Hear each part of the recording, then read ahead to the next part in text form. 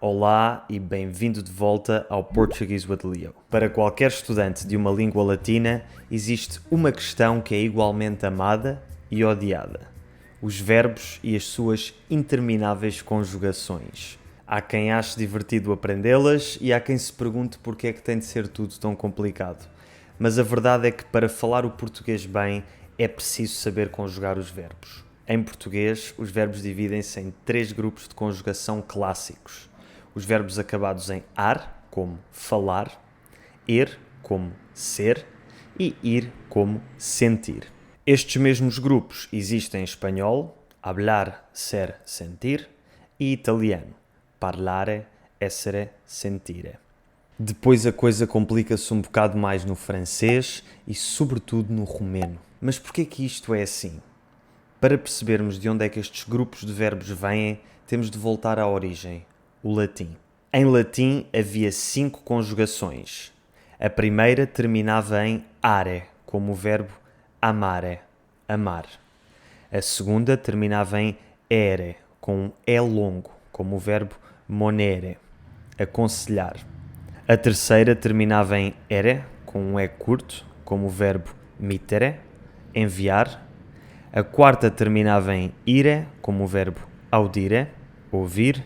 E depois temos uma conjugação mista, que é como a terceira, mas com diferenças na primeira pessoa singular e da qual é exemplo o verbo facere, fazer. Tínhamos, portanto, 5 conjugações, cada uma com uma vogal.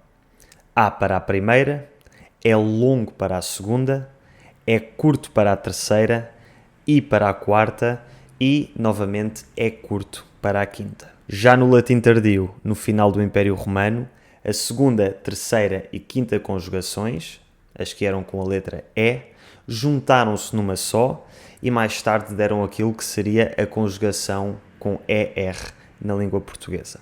Portanto, dos 5 grupos originais de conjugação, ficamos com os 3 que encontramos em português, espanhol e italiano. Are, ere, ire ou ar, ir. No caso do francês, a primeira e segunda conjugação ainda se juntaram e é por isso que nesta língua os grupos que em português, espanhol e italiano acabam em ar, como falar e amar, em francês acabam em er, parler, aimer. Ou seja, no francês temos só os grupos er e ir e depois temos um terceiro grupo para todos os verbos irregulares, como por exemplo os verbos perdre e prendre, que são verbos que sofreram uma troca de sons dentro de uma palavra. Perdere transformou-se em perdre e prendere transformou-se em prendre. Quanto ao romeno, eles têm 5 conjugações, por isso é melhor deixarmos para outra altura. Portanto, para as 4 línguas latinas mais faladas, tirando algumas particularidades do francês, vemos que os verbos acabam sempre, ou quase sempre, em ar, ou ir.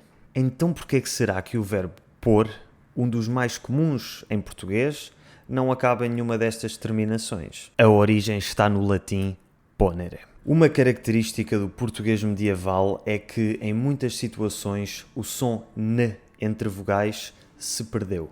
Por exemplo, a palavra latina luna evoluiu para lua e o verbo latim tenere evoluiu para ter e depois ter.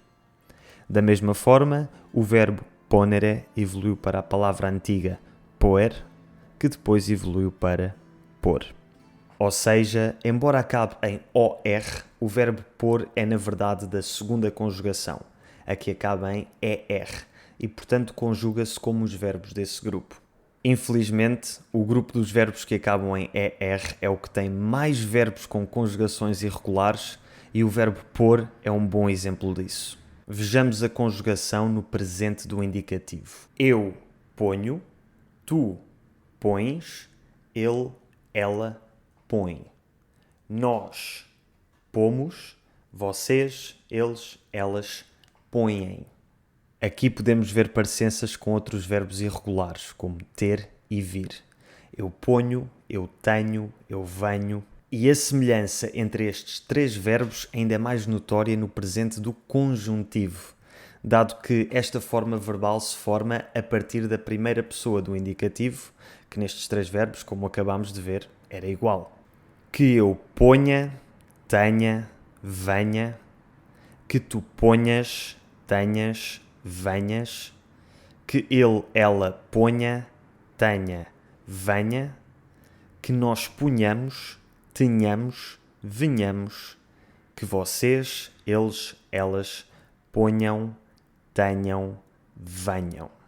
O verbo pôr é um dos mais irregulares do português e requer algum estudo. No entanto, a boa notícia é que quando dominares a conjugação deste verbo, terás também dominado a conjugação de uma data de outros verbos que derivam do pôr. Estou a falar de verbos como propor, compor, impor, repor, dispor e expor, que basicamente se formam pegando no verbo pôr, adicionando-lhe um prefixo e retirando o acento circunflexo. E conjugam-se exatamente da mesma forma que o verbo pôr. Eu proponho, imponho, componho, tu propões, impões, compões, ele, ela propõe, impõe, compõe. Nós propomos, impomos, compomos, vocês, eles, elas propõem, impõem, compõem. Já agora, não te esqueças de que o acento circunflexo no verbo pôr serve para não confundir com a preposição por, em que o O faz o som U. Pôr, por. Curiosamente, em algumas zonas do Brasil utiliza-se na linguagem falada uma forma simplificada do verbo pôr, que é o verbo punhar, que se conjuga de forma regular como os verbos acabados em ar.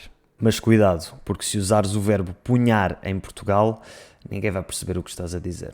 O tema desta lição, tal como o da última que publiquei sobre o verbo dar, foi decidido pelas pessoas que me apoiam no Patreon todos os meses. Se também tu tiveres interesse em apoiar o Portuguese with Leo e em troca teres acesso a uma data de benefícios e conteúdos exclusivos, incluindo um podcast exclusivo, videochamadas de grupo e poder de voto em futuras lições, clica no link na descrição para o Patreon e aproveita o período de prova gratuita de 7 dias em que podes ter acesso a todos os conteúdos e benefícios do meu Patreon e assim decidir se queres ou não tornar-te membro depois de os teres experimentado. E se quiseres assistir a mais lições de português, clica aqui.